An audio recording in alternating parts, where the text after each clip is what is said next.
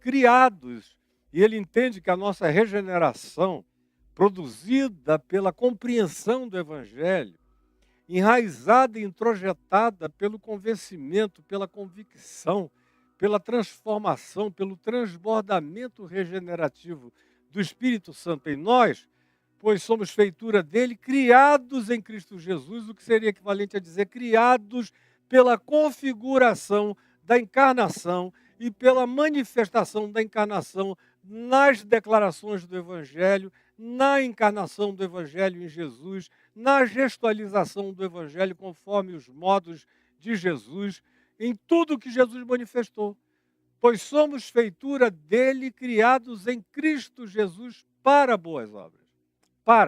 Não somos salvos por obras, para que nenhum de nós bata no peito dizendo eu mereci, mas pela graça, favor imerecido, graça, caris absoluta, dom de Deus, presente de Deus, misericórdia de Deus, unilateralidade absoluta de Deus, conforme a própria declaração de Paulo, e que a gente encontra as afirmações, tanto quanto os ecos dela e as aplicações dela nos evangelhos, nos 4 evangelhos que narram a história de Jesus, nos dizendo sobre a qualidade desse fruto e a inevitabilidade de se dar esse fruto, porque pelos seus frutos, como nós vimos recorrentemente no Sermão da Montanha, assim chamado, pelos seus frutos os conhecereis.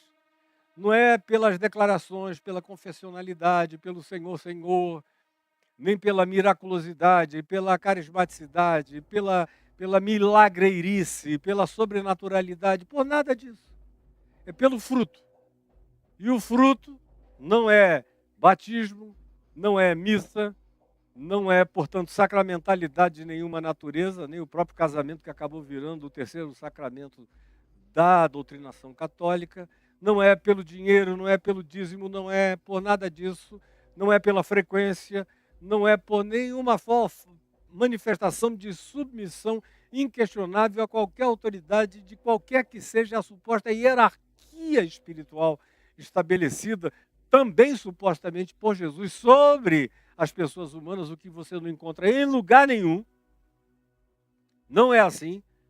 E como disse Paulo, pois Deus estava em Cristo, unilateralmente, reconciliando o mundo consigo mesmo. E Jesus deixa isso claro, no modo como ele trata os irreconciliáveis, os marginalizados, os banidos, os postos em ostracismo, os que eram aquela plebe que nada entende da lei, em relação a qual os fariseus e os supremacistas religiosos declaravam que o destino deles era a perdição e o inferno, semelhantemente ao que acontece no curso da religião e continua a acontecer entre nós, nos nossos dias. Qualquer pessoa me ouvindo está entendendo exatamente o que eu estou falando.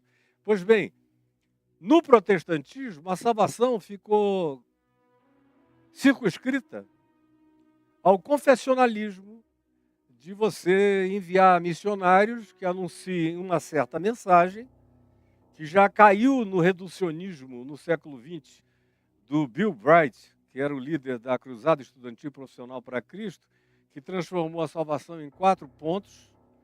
E se você fizesse aquela declaração dos 4 passos da salvação, você estava salvo, crendo, não crendo, praticando, não praticando, entendendo, não entendendo, querendo, não querendo, estava salvo. Era uma mecânica de salvação que se aplicou e que ajudou profundamente a corromper a consciência do que se chamava igreja no século XX, ajudando a se tornar essa coisa amorfa, abjeta, indescritível, desconfigurada de Cristo, do Evangelho ou de qualquer realidade da flutuação conforme anunciada, prometida e relatada por Jesus. Então, a pergunta que chega logo, de imediato, é: escuta, você falou que ensinou o Evangelho pregando o Sermão do Monte. E ontem você iniciou dizendo que agora nós iríamos ver a prática desse Evangelho, que nos levava direto àquele descer do monte metaforicamente, nos imerge no vale, nos leva direto para o lugar dos humanos, do cotidiano humano, da vida e dos seus trânsitos, diversos e variados. Nos manda ao abraço gracioso da salvação na direção de todos os seres humanos. Nos envia para, como eu falei ontem, botarmos a mão no peito dos leprosos dessa vida. Está tudo gravado aqui na plataforma do YouTube para quem precisa e deve acompanhar, pelo amor de Deus, acompanhe. E a ideia de salvação pela fé é concomitante. Em Jesus, ela está presente concomitantemente com a prática de boas obras. Ou seja, Paulo não estava querendo criar uma coisa à parte. Ele estava ensinando que a verdadeira fé produz as boas obras. E que as boas obras, as quais Deus nos chamou para que andemos nelas, são o testemunho verídico, real, concreto, inquestionável, inegável da realidade da nossa fé. Então, as duas coisas se retroalimentam e não podem ser separadas. A tentativa de separar uma coisa da outra não é só burra, patética, horrorosa, mas é uma das principais razões da esquizofrenização que a gente encontra no cristianismo como um todo e a irreconciliabilidade entre esses polos. É por isso que você encontra o tempo todo essas guerras entre os que querem que o evangelho tenha sua desembocadura social ou de natureza política nas pautas de interesse solidário pela vida humana, pelo próximo, em relação a todas as pautas que têm a sua equivalência no que Jesus praticou, ensinou e nos mandou fazer, quando disse repetidamente: assim como o Pai me enviou, também eu vos envio, para vocês me repetirem. É o que Paulo chama de corpo de Cristo, extensão de Cristo, que é a completude de Cristo, a continuidade de Cristo na história humana. Nada para ser surpreendente. É tudo muito simples, muito óbvio. Ao mesmo tempo em que o testemunho dessa consciência é a fé como obediência. Como Paulo diz, escrevendo aos Romanos, nós fomos chamados para obediência em fé no mundo. Ou como o próprio Paulo diz, nós fomos chamados para a prática da fé que atua pelo amor. Quando diz atua pelo amor, está falando da produção das boas obras que decorrem do amor. Como só no dia de hoje eu já falei e repeti 3 vezes. Então não é possível que a gente não veja a obviedade disso tudo.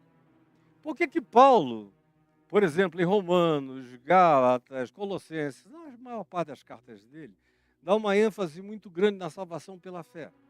Por causa do contexto, por causa da perseguição contínua dos judaizantes, que queriam desconverter os cristãos gentios, pagãos, transformá-los à imagem e semelhança dos prosélitos fariseus, do judaísmo, relativizando Jesus e a cruz, reentronizando Moisés e sua lei como pressupostos de práticas sem as quais Deus não salva ninguém se o cara não se judaizar, como a gente vê acontecendo horrorosa, triste e tragicamente entre nós.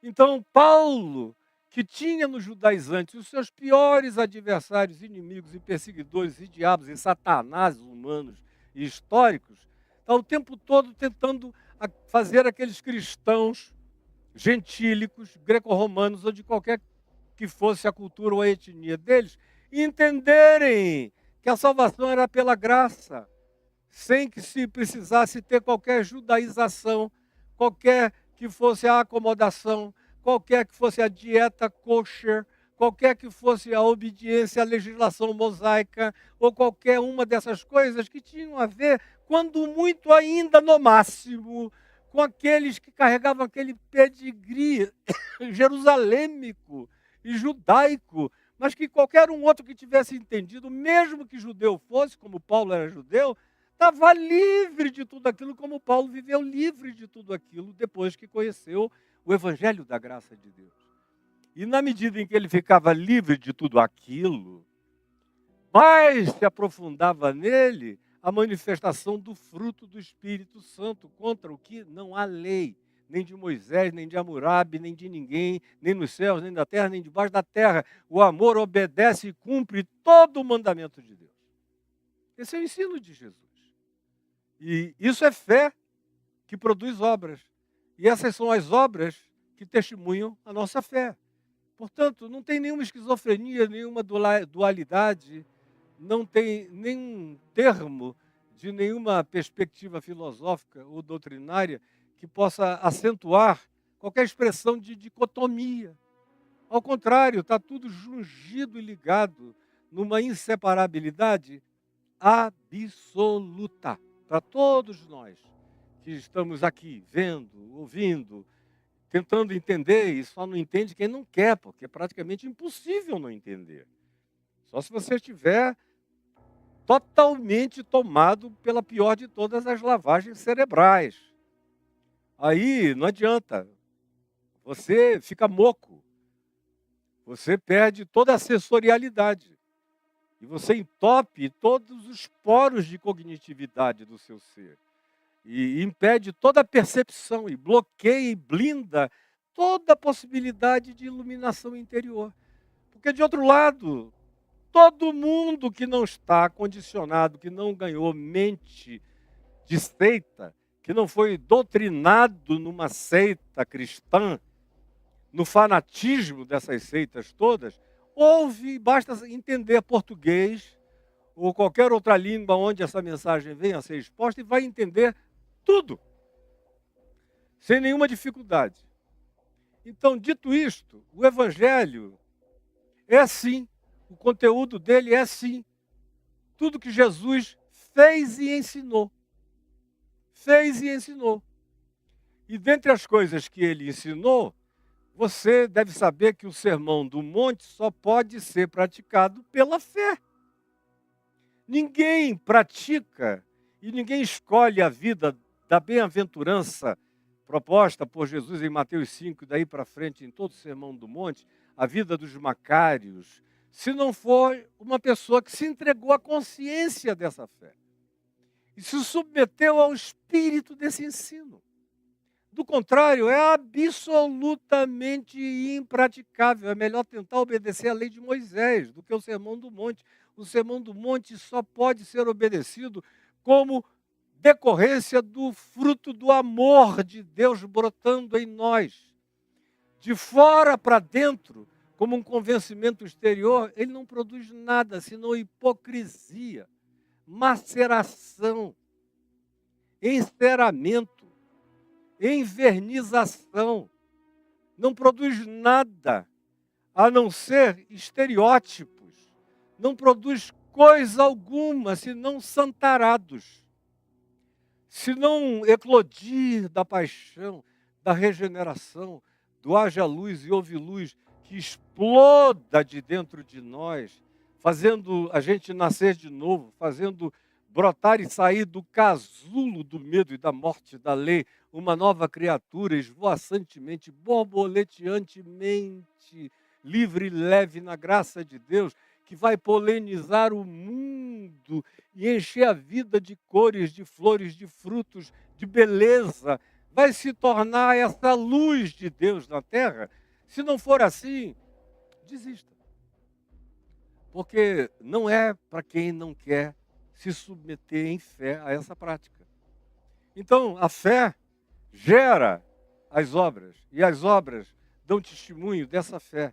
E as obras não têm nada a ver com o que a religião ensina, como aquilo que você deve praticar para comprar, adquirir, ganhar e se tornar proprietário do seu condomínio celestial. Isso é a blasfêmia. Isso é aquilo que é a negação do Evangelho.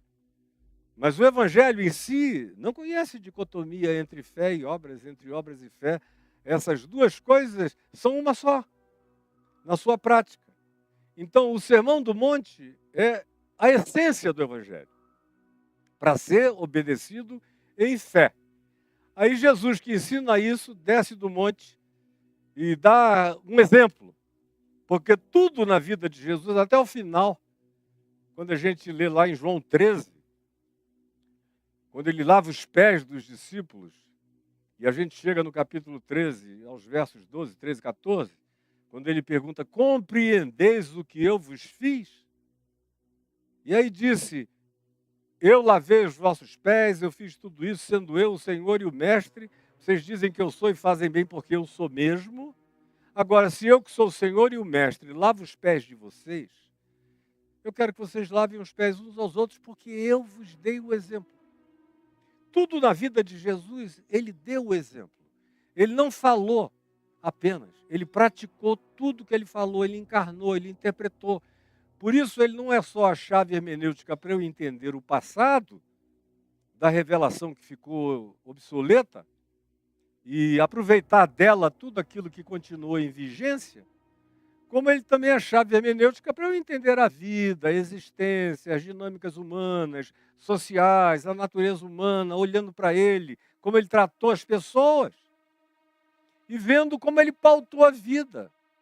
O que foi que ele tratou com prioridade? E a gente viu no dia de ontem que a primeira prioridade, quando ele desceu daquele monte, daqueles dias de, vamos chamar assim, de acampamento na montanha, ensinando a essência do evangelho que eu e você devemos e precisamos praticar, a primeira coisa que ele fez foi estender a mão e chafurdá-la na chaga do leproso. Está mais do que pautado, é uma pauta com pus, é uma pauta com carne viva, é uma pauta com o dedo sujo de calamidade humana, é uma pauta de compromisso radical, com opção prioritária pela dor, pela miséria e pela necessidade humana. Foi isso que nós começamos a ver ontem. Aquilo tudo que a gente ouviu sobre o ensino de Jesus tem que ter a sua desembocadura na prática do amor. E o amor, como eu também disse ontem, citando o apóstolo João na primeira epístola dele, é feito não de palavras, nem de doutrinações, nem de verborragias, nem de verborreias. Como João diz: filhinhos meus, não amemos apenas de palavras, de logorreia, mas amemos de fato, com concreção e com verdade, palpável, visibilizável, realizável, perceptível, frutuável, inquestionável. É assim que João diz, repetindo Jesus, que disse a mesma coisa o tempo todo, muitas vezes. E Paulo disse a mesma coisa muitas vezes. E todos os que entenderam o Evangelho, de fato, dizem a mesma coisa o tempo todo. E a minha esperança é que você entenda o Evangelho, para você não apenas dizer, mas para estender a mão e chafurdá-la naqueles que eu deixei como questão no dia de ontem, que são os leprosos eventuais da minha vida, da minha geração, do meu tempo, da minha hora, da minha existência, do meu caminho, dos meus becos, do meu entrar e sair nessa existência contemporânea. E à medida em que eu vou ficando velho e vendo as gerações se sucederem, eu estou vindo de um monte de movimentos humanos que já se foram. Eu nasci no meio dos beatniks californianos. Eu cresci no meio da geração hippie.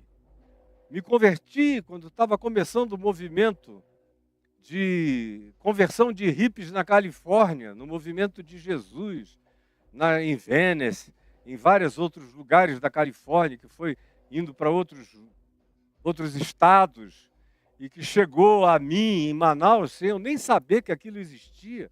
Foi o evangelho puro e simples que provocou o mesmo fruto de resposta dentro de mim, não por causa de uma informação de um movimento californiano, mas porque o evangelho em si já tinha produzido isso na vida do meu pai e na vida de gente que eu respeitava e admirava, como o reverendo Antônio Elias, como o meu irmão Sadhu Sundar Singh, que já era morto, mas me deu o exemplos que eu busquei seguir.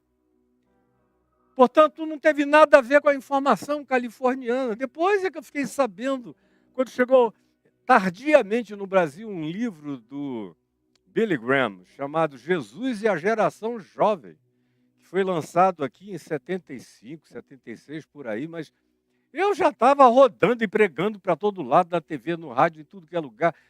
Dezenas, centenas, milhares estavam se convertendo para todo lado e eu não sabia nem que aquilo estava acontecendo na Califórnia.